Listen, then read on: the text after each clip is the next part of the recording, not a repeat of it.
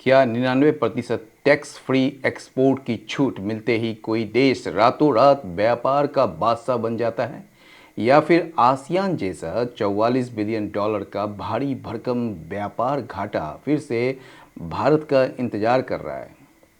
नमस्कार। आज के द हिंदू एडिटोरियल एनालिसिस में आपका स्वागत है और आज का जो विषय है वो है maturing approach.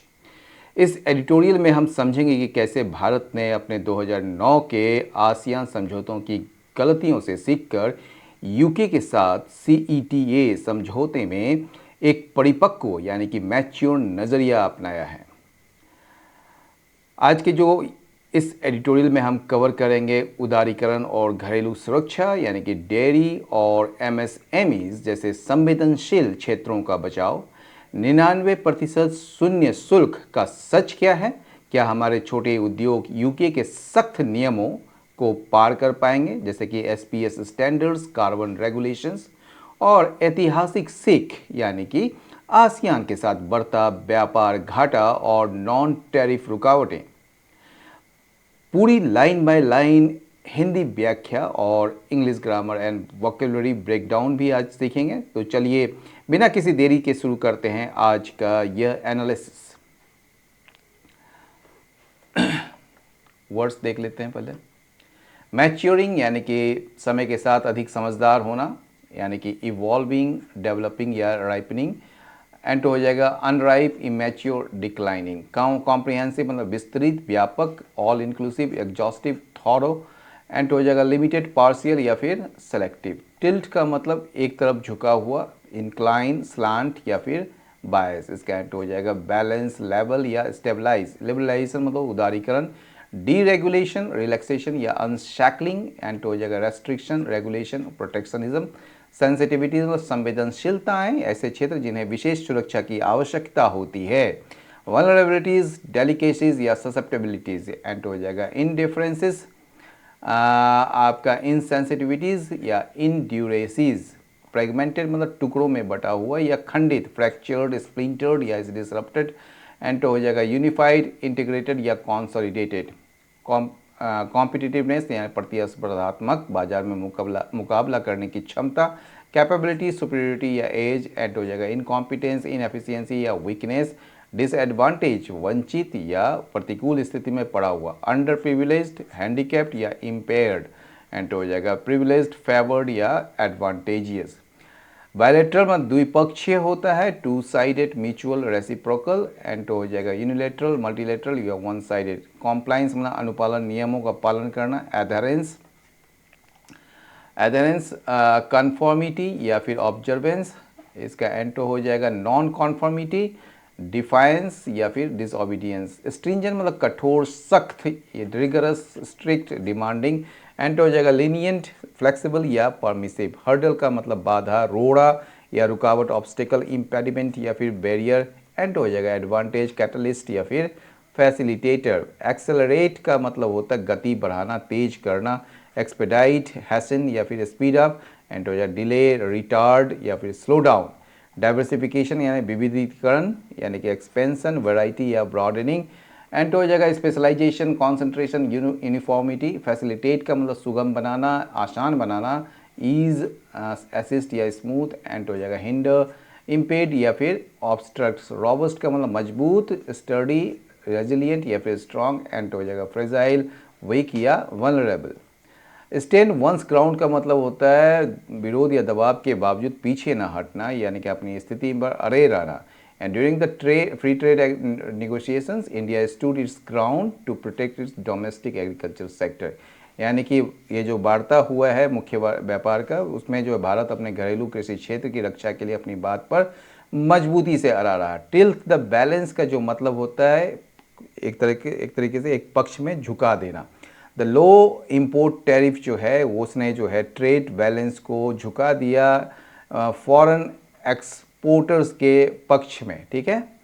Find a middle ground यानी कि बीच का रास्ता निकालना। Negotiators are attempting to find a middle ground between rapid market opening and domestic protection, यानी कि वार्ताकार जो है तेजी से बाजार खोलने और घरेलू उद्योगों के संरक्षण के बीच एक बीच का रास्ता निकालने का प्रयास कर रहे हैं। A tall mountain to climb यानी कि बहुत ही चुनौतीपूर्ण कार्य। Complying with strict international standards is a tall mountain to climb for small business owners, ठीक है ना। यानी कि सख्त अंतर्राष्ट्रीय मानकों का जो पालन करना छोटे व्यवसायियों के लिए एक बहुत ही कठिन कार्य है। रिप द बेनिफिट यानी कि आप कह सकते हैं मेहनत का फल या लाभ प्राप्त करना। Exporters will reap the benefits of zero duty access under the new trade agreement, ठीक है। स्प्रेड विंग्स विंग्स यानी कि नए क्षेत्रों में कदम बढ़ाना या अपनी सीमाओं और क्षमताओं का विस्तार करना। डोमेस्टिक प्राइवेट स्पेस सेक्टर जो है वो तैयार कर रहा है अपने विंग्स को फैलाने की, यानी कि अपने एक तरीके से क्षमताओं का विस्तार करने की वैश्विक स्तर पर, ठीक है। चलिए चलते हैं मैच्योरिंग अप्रोच। ये कहा जा रहा है कि मैच्योरिंग अप्रोच जो है एक जो फ्री ट्रेड एग्रीमेंट को लेकर जो नज़रिया है ना, अब पहले से ज़्यादा समझदार और परिपक्व हो रहा है, ठीक है। ये खास करके जो है भारत और यूके के बीच होने वाला जो व्यापक यानी कि कॉम्प्रिहेंसिव आर्थिक और व्यापार समझौते CETA comprehensive economic trade agreements जो है उसके बारे में है। चलिए, India needs to use market access in the UK to raise its market share।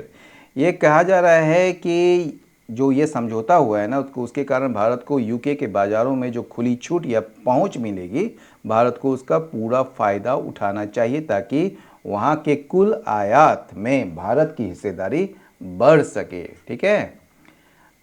चलिए आगे बढ़ते हैं। The India-UK Comprehensive Economic and Trade Agreement reflects, ठीक है ना, New Delhi's more mature approach to free trade negotiations, ठीक है ना। यानी कि यह जो लाइन है यह कह रहा है कि भारत और यूके के बीच जो CETA समझौता जो हो रहा है, ठीक है ना, वो दर्शाता है या उससे साफ हो रहा है कि क्या मतलब कि नई दिल्ली यानी कि भारत सरकार जो है अब व्यापार समझौतों की बातचीत में पहले से कहीं ज़्यादा समझदारी और परिपक्वता से काम ले रहा है, यानी कि अब जो है मैच्योर अप्रोच दिखा रहा है। Unlike the 2009 free trade agreement, ये ठीक विपरीत है 2009 के जो फ्री ट्रेड एग्रीमेंट हुआ था आसियान के साथ, उसके विपरीत, जिसने जो है क्या किया था, ट्रेड बैलेंस को इंडिया के खिलाफ कर दिया था। आज जो है भारत सरकार जो है न्यू दिल्ली जो है has approach the UK pact by attempting to balance liberalisation with domestic sensitivities amid an increasingly fragmented global trading system। यानी कि 2009 में जो आसियान के साथ जो हुए समझौते से भारत का व्यापार संतुलन जो बिगड़ गया था, उसके विपरीत जो है इस बार क्या हुआ है, दुनिया के जो एक तरीके से जो फ्रेगमेंटेड ग्लोबल ट्रेडिंग सिस्टम, ठीक है, के बीच जो है भारत सरकार बाजार खोलने, ठीक है, यानी कि लिबरलाइजेशन करने और अपने देश के उद्योगों और किसानों के हित यानी कि डोमेस्टिक सेंसिटिविटीज़ को की रक्षा करने के बीच एक संतुलन बना रही है, एक क्या कर रही है, अटेम्प्टिंग टू बैलेंस लिबरलाइजेशन और विथ डोमेस्टिक सेंसिटिविटीज़, ठीक है। A similar shift was evident, इसी प्रकार का जो एक बदलाव जो था वो मतलब कि एविडेंट था in the New Zealand FTA where India succeeded in protecting its sensitive dairy sector despite dairy products being one of New Zealand's biggest exports, ठीक है। यानी कि न्यूजीलैंड के साथ जो बातचीत में भी यही समझदारी दिखाई गई थी। डेयरी प्रोडक्ट्स न्यूजीलैंड का सबसे बड़ा मतलब कि एक्सपोर्ट है, ठीक है ना। और फिर भी भारत अपने संवेदनशील जो डेयरी क्षेत्र है ना उसको इस समझौते से सुरक्षित रखने में सफल रहा, ठीक है ना। तो ये जो है वो सफल रहा कैसे, अपने सेंसिटिव डेयरी सेक्टर को प्रोटेक्ट करने में। इसके बावजूद कि डेयरी प्रोडक्ट्स जो था वो न्यूजीलैंड का सबसे बड़ा आपका बिगेस्ट एक्सपोर्ट्स है।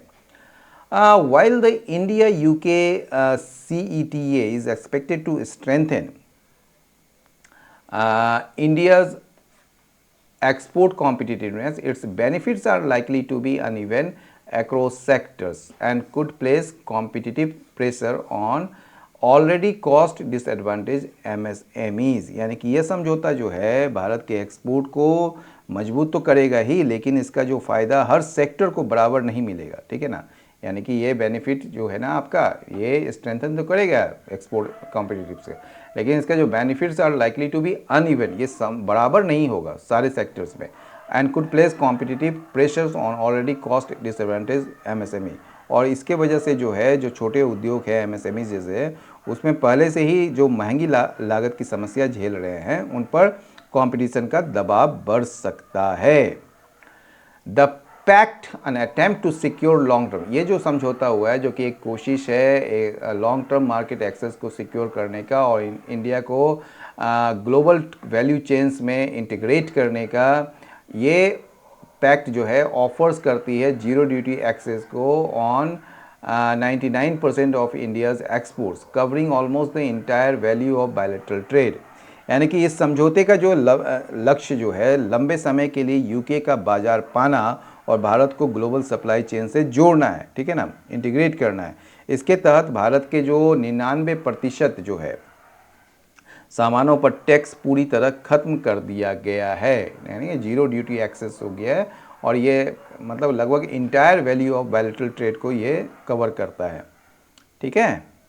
हाउएवर, हालांकि स्मॉलर जो फर्म्स हैं, जो कंपनियां हैं छोटे छोटे, often lack the document and compliance capacity needed to claim this benefits.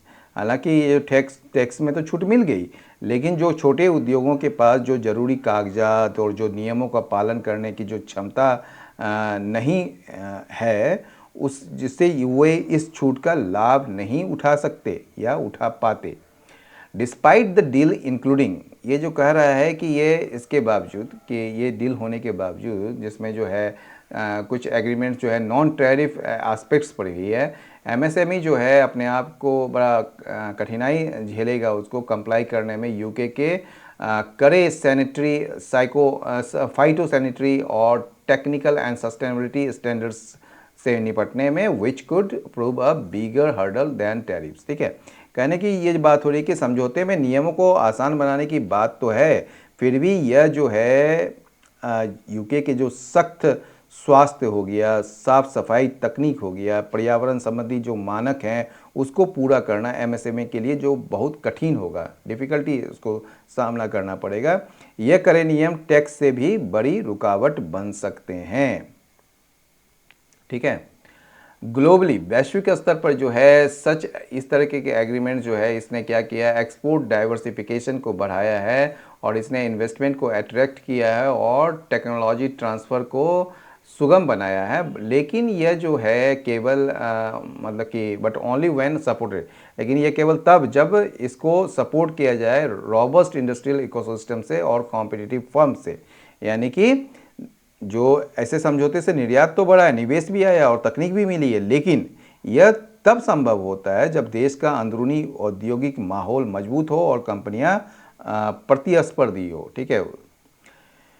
India has historically underutilised, ठीक है ना, मतलब कि ऐतिहासिक रूप से जो है ना अतीत में जो है उसने क्या किया है, अंडर यूटिलाइज किया है सेवरल ट्रेड एग्रीमेंट्स को because of low awareness, cumbersome administration, high compliance cost. यानी कि अतीत में जो है भारत अपने कई व्यापार समझौतों का पूरा फ़ायदा नहीं उठा पाया है, यानी कि अंडर यूटिलाइज किया है। इसकी वजह जो है वो जागरूकता की कमी है, यानी कि आपका लो अवेयरनेस है और जटिल सरकारी प्रक्रियाएं हैं, क्यूम्बरसम एडमिनिस्ट्रेशन है और हाई कंप्लाइंस कॉस्ट है, और इस नियम को पूरा करने में जो आने वाला भारी खर्च ये रहा है, ठीक है। इसके वजह से इंडिया जो है पूरा फ़ायदा नहीं उठा पाया है। द ट्रेड डेफिसिट, जो ट्रेड डेफिसिट है आसियान के साथ, ये बढ़कर जो है $10 बिलियन से जो 2017 में था वो लगभग $44 बिलियन हो गया 2023 में, ठीक है। आगे बढ़ते हैं। सिमिलरली द यूके एग्रीमेंट्स का जो बेनिफिट्स है, इसी तरह जो है यूके एग्रीमेंट्स के जो बेनिफिट्स हैं, में remain below expectation unless India strengthens regulatory administration, intellectual property protection and dispute resolution. मतलब ठीक इसी तरह जो है यूके के समझौते से भी उम्मीद के मुताबिक फ़ायदे नहीं मिलेंगे, ठीक है ना, बिलो एक्सपेक्टेशन जो है वो फ़ायदे रहेंगे, ठीक है, जब तक कि तब मतलब कि अनलेस जब तक कि इंडिया जो है मजबूत नहीं करता है या फिर भारत जो है अपने नियम कानूनों के जो तंत्र हैं, जो सिस्टम है या बौद्धिक संपदा की जो सुरक्षा है और जो विवाद सुलझाने की जो व्यवस्था है उसको मजबूत नहीं करता है, तो इसके बहुत ज़्यादा फायदे नहीं मिलने वाले हैं। ऑल्दो द यूकेज अकाउंट्स, हालांकि जो यूके के जो accounts for only about 3% of India's merchandise exports and around 1% of its imports, the UK pact expands India's access to a high income market where it enjoys a merchandise trade surplus. ठीक है, भले ही UK के जो भारत के कुल सामान के जो निर्यात का केवल 3%, ठीक है, निर्यात का केवल 3% और आयात का केवल 1% जो है वो है, ठीक है ना, भारत के जो, ठीक है, यूके जो है ना, यूके भारत के कुल सामान के निर्यात का केवल 3%, आयात का 1% है। फिर भी ये समझौता, ठीक है ना, फिर भी जो है ये यूके का जो ये समझौता है ना, वो क्या करता है, भारत को एक अमीर देश के बाजार में बड़ी पहुंच देता है जहां भारत का व्यापार सरप्लस में है, यानी कि भारत वहां सामान ज़्यादा बेचता और खरीदता कम है।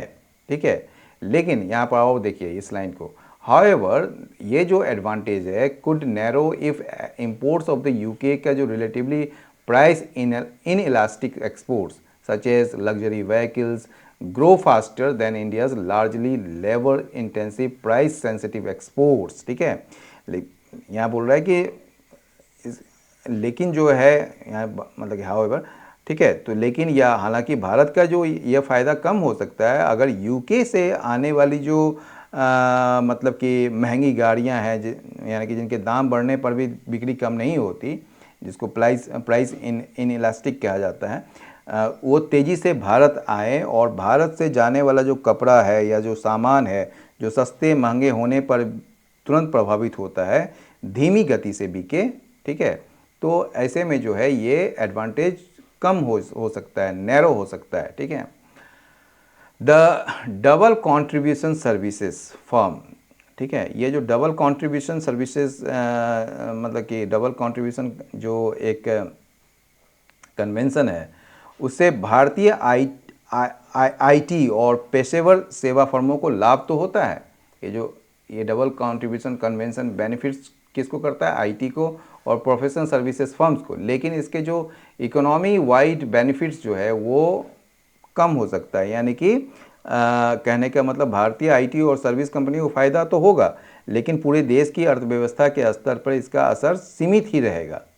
समझ गए।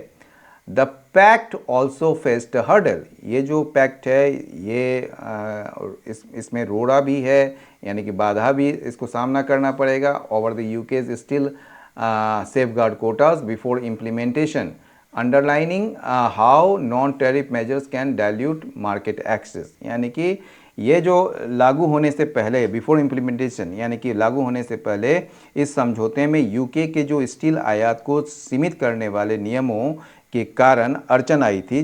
वो जो नियम जो है इसको कहते हैं स्टील सेफगार्ड कोटास, उसके कारण अड़चन आई थी। यह दिखाता है कि बिना टैक्स वाले नियम भी बाजार की पहुंच को कैसे कमज़ोर कर सकते हैं, डाइल्यूट कर सकते हैं।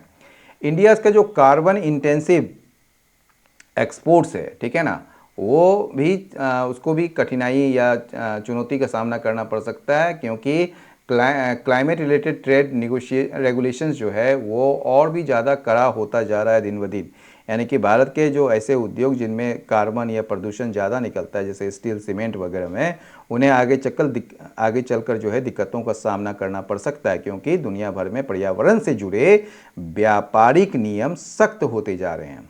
अल्टीमेटली अंततः, ठीक है, सीईटी का जो सक्सेस है lies in turning market access into market share, यानी कि उसका जो क्या कहेंगे ये सीईटी की जो असली सफलता इस बात पर निर्भर करती है कि भारत जो है केवल यूके के बाजार तक पहुंच प्राप्त करने तक सीमित न रहे बल्कि उस पहुंच का उपयोग करके वो वहाँ अपनी हिस्सेदारी और बिक्री को वास्तव में कितना बढ़ा पाता है, इस पर देखने लायक होगा। तो इस पूरे एडिटोरियल का सार यही है कि सिर्फ कागजों पर बाजार मिलने से बात नहीं बनेगी। भारत को प्रशासनिक सुधार और एमएसएमई को मजबूत बनाकर इसे वास्तविक बिक्री में बदलना होगा। आपकी क्या राय है? क्या कार्बन नियमों और कड़े कानूनों के बीच या कड़े मानकों के बीच हमारे छोटे उद्योग यूके के बाज़ार में अपनी जगह बना पाएंगे? कमेंट बॉक्स में अपनी राय जरूर लिखें। अगर यह एनालिसिस आपको पसंद आया हो तो वीडियो को लाइक करें, अपने साथी परीक्षार्थियों के साथ शेयर करें और चैनल को सब्सक्राइब करना न भूलें। मिलते हैं अगले वीडियो में एक नए संपादकीय विश्लेषण के साथ। तब तक के लिए विदा चाहते हैं लेकिन आप लोग सीखते रहिए और आगे बढ़ते रहिए। जय हिंद।